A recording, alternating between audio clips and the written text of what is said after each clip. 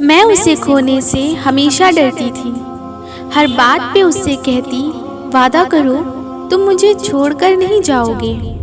مجھے لگتا تھا میرا سارا سکون اسی کے پاس ہے، صرف اسی کی ذات میں میری تکمیل ہے، اس کے سوا مجھے کسی دوسرے کی ضرورت نہیں۔ اور پھر وہ میرے کہنے پہ وعدے بھی کرتا تھا، مگر میں یہ بھول گئی تھی انسانی ذات کی تکمیل صرف اللہ تعالیٰ کی محبت سے ہے۔ اس کی محبت میں سکون ہے، اطمینان ہے اور تکمیل بھی۔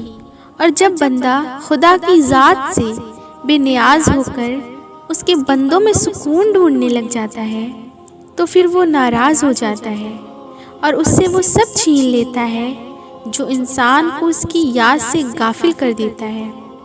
اسے کھونے کے بعد جب میں طویل سجدوں میں جانے لگی تو پھر کل کائنات کا سکون وہیں میسر ہوا، اور پھر میں نے خدا سے اس کی سلامتی، کامیابی اور خوشیوں کی دعائیں مانگی، اور اس قدر یقین کا احساس محسوس کیا جیسے کوئی میرے سامنے بیٹھا میری دعاؤں پہ کن کہہ رہا ہو۔ ضروری تو نہیں انسان جو چاہے، جیسا چاہے اسے ویسا ہی سب مل جائے۔ کبھی کبھی وہ خدا دے کر بھی آزماتا ہے اور کبھی کبھی لے کر بھی۔ کبھی کچھ چیزیں چھین جانے پر انسان مکمل طرح سے ٹوٹ جاتا ہے، نا امید ہو جاتا ہے، یوں لگتا ہے جیسے اس کے جینے کی وجہ اس سے چھن گئی ہو۔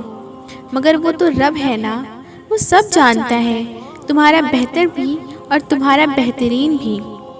ہاں مگر وہ وقت بہت مشکل ہوتا ہے، عمر صدیوں کی تھکاوٹ لیے بیٹھی ہے، یوں لگتا ہے دل دھڑکنے کی اداکاری کر رہا ہو، سانسیں چلنے کا فرض ادا کر رہی ہوں، دماغ کسی بوجھ تلے دب گیا ہو، جیسے یہ تمام راستے بند دکھائی دیتے ہیں۔ لیکن جب تم سر اٹھا کر آسمان کی طرف دیکھتے ہو تو یوں لگتا ہے جیسے وہ خدا تمہیں ہی دیکھ رہا ہو اور مسکرا رہا ہو، اور پھر چپکے سے کہہ رہا ہو میرا اتنا بہادر بندہ اتنی جلدی گھبرا گیا۔